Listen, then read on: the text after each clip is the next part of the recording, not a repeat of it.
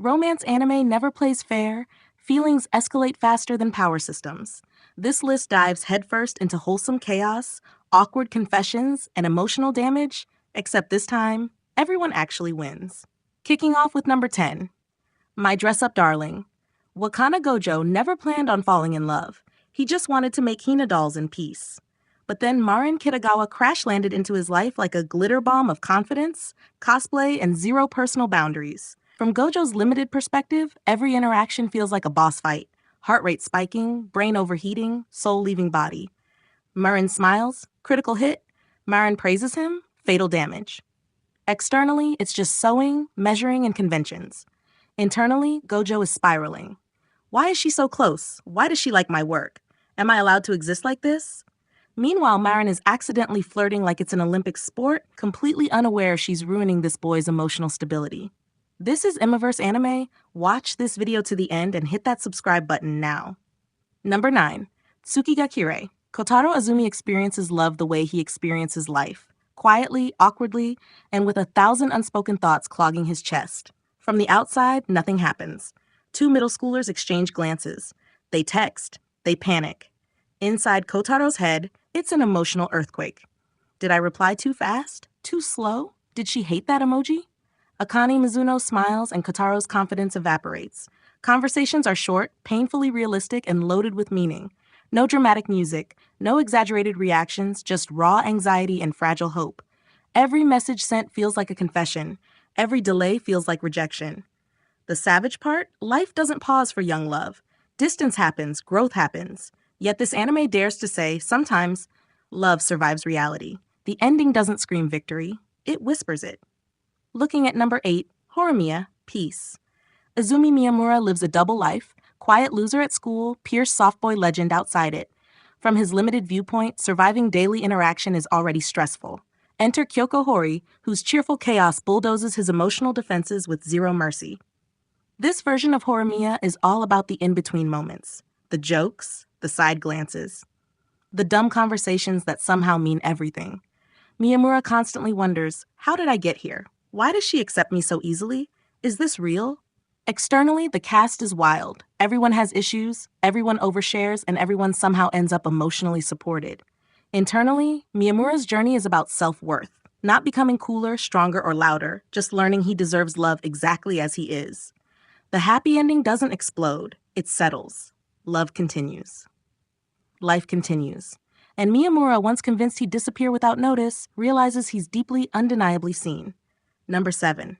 Tanakawa. Over the Moon for You. Nasa Yuzaki starts married. That's it. That's the insanity. One confession, one truck accident, one signature, and boom, lifelong commitment unlocked.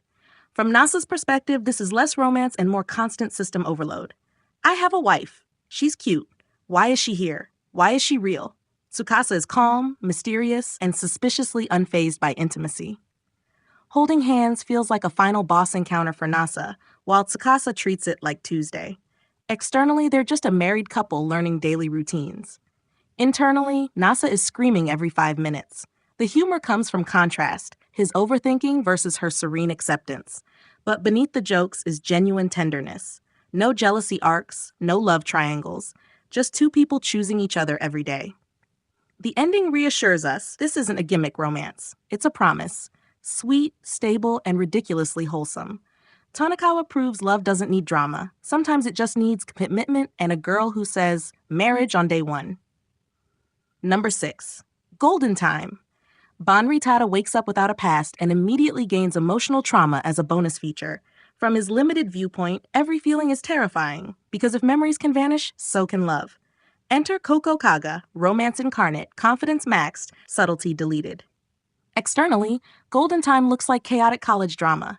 Internally, Banri is fighting ghosts, literally. His old self lingers, jealous and bitter, threatening to erase the life he's building. If I forget again, will I lose her? Koko's love is intense, loyal, and occasionally unhinged, but genuine. She chooses Banri even when it hurts, even when his past tries to reclaim him. The savage part is how messy everything gets before healing finally arrives. The ending hits hard.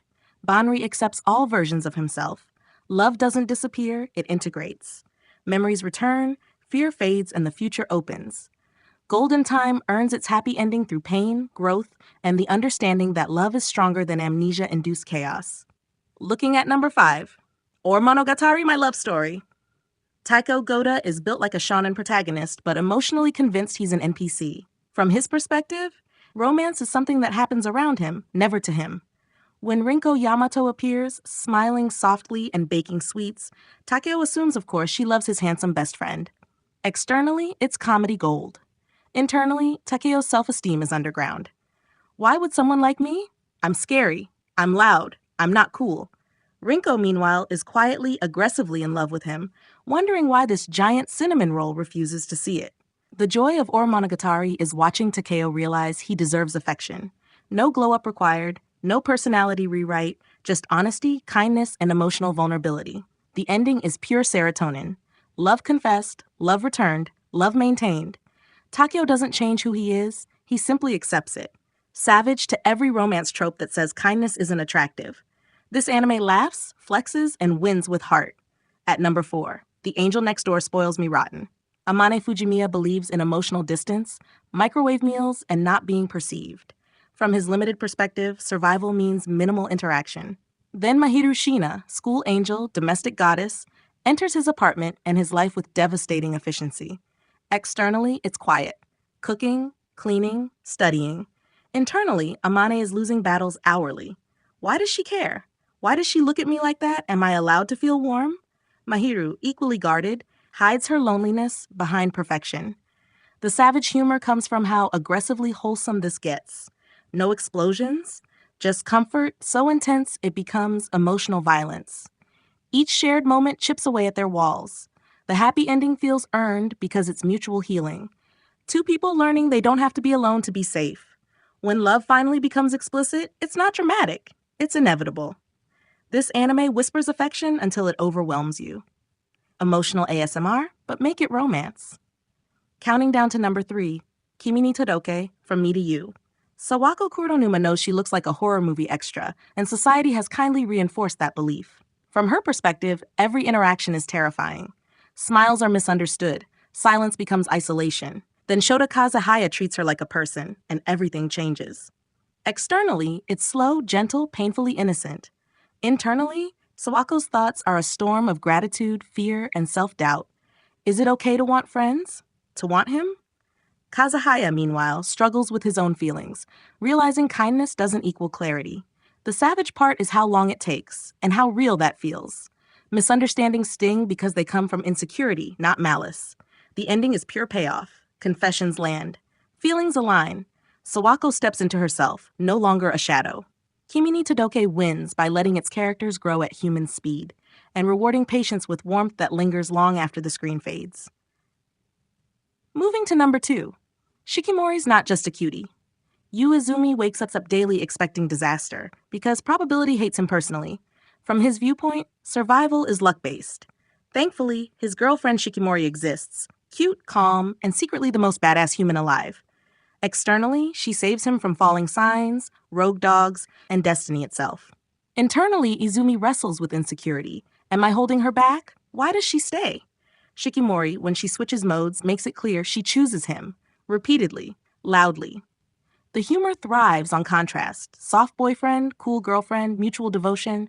No toxic drama, no jealousy arcs, just two people unapologetically in love. The happy ending isn't about confession, it already happened, it's about affirmation. Izumi learns love isn't about being strong alone, it's about being supported. Shikimori's not just a cutie, flexes a healthy relationship so hard it feels revolutionary. Romance, but emotionally secure. Finally, at number 1, A Sign of Affection. Yuki Itose experiences the world quietly, thoughtfully, through silence and sign language. From her limited perspective, communication isn't lacking. It's just different. Then Itsuomi enters, curious, gentle, and willing to learn her language instead of forcing his own. Externally, it's soft glances, shared walks, and new experiences. Internally, Yuki is navigating first love, vulnerability, and the fear of being misunderstood. Can someone truly meet me where I am? Itsuomi answers without speeches, through effort. The savage beauty of this anime is its respect. Love isn't rushed, it's built carefully, like trust. The ending doesn't shout, it embraces. two people choosing each other, fully aware of differences, fully unafraid. A Sign of Affection stands at the top because its happiness feels profound. Not flashy, not loud, just real. It proves romance can be tender, inclusive, and deeply human, and still hit harder than any dramatic twist. Romance anime hits different when it actually rewards emotional investment. These stories didn't just tease happiness, they committed to it. If chaos, comfort, and genuine love are your thing, congratulations, your watch list just leveled up.